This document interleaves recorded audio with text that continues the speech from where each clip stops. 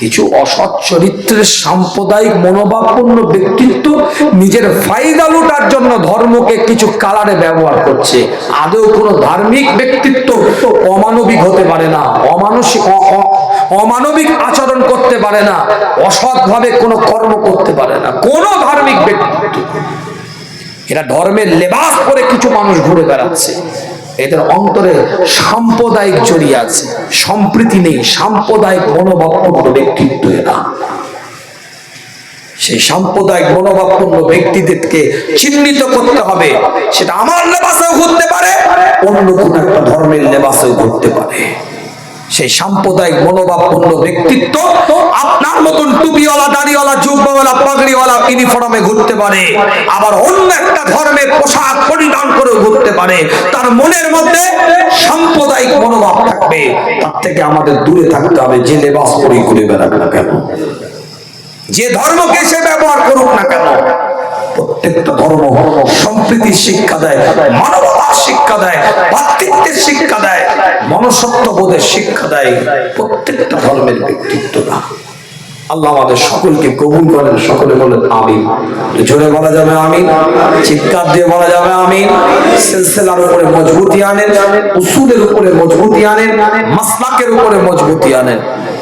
আমার মেজো চাচা যান বলতেন, পীর আল্লামা আবু ইব্রাহিম মোহাম্মদ ওবায়দুল্লাহ সিদ্দিকী রাহমাতুল্লাহ আলাইহি হুজুর কেবলা বলতেন, আমি নিজের কানে শোনা, আমাকে বলতেন, বারবার বলেছে কথা, দেখো হাতি যখন কোন জায়গায় পা দেয় একটু আগে দেখে যে আমার লোডটা নিতে পারবে কিনা, তারপরে বুঝে শুনে পুরোপুরি ভরটা দেয়। কথা কিছু বুঝতে পারছেন না? আমাদের কঠিন সময়, সিলসিলার মুরিদ, মুতাকিদিন, ভক্ত, ভালোবাসার মানুষ, কঠিন সময়। আমাদের এখন বুঝে শুনে পা দিতে হবে। শুধু ইসলাম দেখে দৌড়ালে হবে না, ত্যাগ দেখে দৌড়ালে হবে না। আমার কথা কিছু বুঝতে পারছেন না? বুঝতে পারছেন? ইসলাম দেখে, ত্যাগ দেখে দৌড়ালে হবে না। মিথ্যা নবীর দাবিদার ছিল না? ছিল না? আল্লাহ রসুলের ইন্তেকালের পরে মিথ্যা নবুয়াতের দাবিদার ছিল, নবী সেজে ঘুরে বেরিয়েছে। তাহলে মিথ্যা পীর সাহেব, পীরজাদা দাবিদার হবে না? লেবাস ঠিক আছে, রক্ত ঠিক আছে, বংশ ঠিক আছে, আমার মতন সিদ্দিকী, কুরাইশি, হাশেমি, দাদা হুজুরের খুন রক্ত বিরাট, সেই বংশের ছেলে পরিচয় দিচ্ছে, কিন্তু কার্যকলাপের সাথে মুজাদ্দেদে জামানের কোনো মাসলাকের মিল নাই। ছুঁড়ে ফেলে দিতে হবে আপনাকে, এটা আপনার জন্য ওয়াজিব হয়ে গেছে। আমার কথা কিছু বুঝতে পারছেন না? বুঝতে মাসলাকের জায়গায় মজবুত আনেন। মুজাদ্দেদে জামান তিনি তার ওসিয়াতের 25 নম্বরে বলছেন, আমি বিভিন্ন পীর মাশায়েখ, ওলিয়া উলিয়া, দরবেশ, কুতুব, আব্দালদের দরবারে গিয়েছি। যাওয়ার পরে দেখি হাক্কানি পীর মাশায়েখরা মারা যাওয়ার পরে তাদের অযোগ্য পুত্ররা তাদের গদিতে বসিয়া পীর মুরিদি করিতে থাকে। অতএব আমার ভয় হয় আমার পুত্র, আমার পৌত্র, আমার খলিফা, তাদের আওলাদদের মধ্যে এরূপ না হইয়া যায়। যাদেরকে শরীয়ত মোতাবেক পাবেন তাদের কাছে যাবেন, যাদেরকে শরীয়ত মোতাবেক পাবেন না তাদের থেকে দূরে থাকবেন। যে লেবাসে ঘুরে বেড়া, এ পীরজাদা কি করবো? তুমি পীরজাদা, তো আমি কি চাটবো? তোমার মধ্যে শরীয়ত নাই, চিনি না তোমাকে।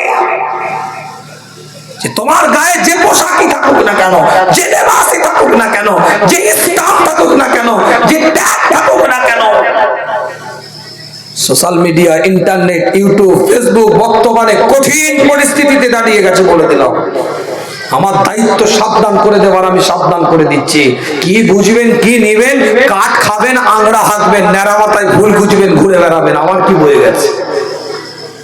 আল্লাহ আমাকে না করতে পারে, আমার দাদা পীরের সামনে আমাকে দাঁড়াতে হবে। আমি সেই আমানত নিয়ে ঘুরে বেড়াচ্ছি, আমি পারবো না। সিলসিলার মুরিদ, মুতাকিদিন, ভক্ত, ভালোবাসার মানুষদের আবেগ, ভালোবাসা, মোহাব্বত, দরদকে নিয়ে ছেলে খেলা করতে আমি পারবো না। আমি আমার দায়িত্ব পালন করে যাচ্ছি। समझदार के लिए इशारा काफी है, अक्लमंद के लिए इशारा काफी है।